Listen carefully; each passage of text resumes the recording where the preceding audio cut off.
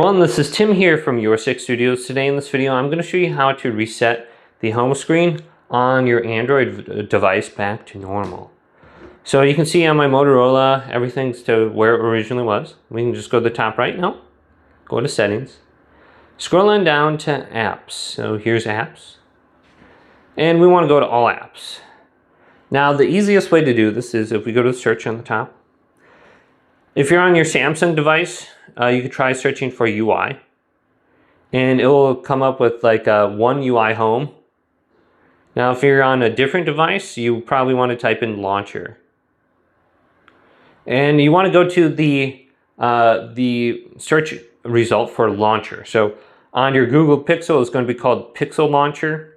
On your Motorola phone, it's going to be called Moto App Launcher. On your Samsung device, it's going to be called One UI Home. You can just tap it, go down to storage, go to clear storage, go to delete, then go back to the home screen, and your home screen should be reset back to normal.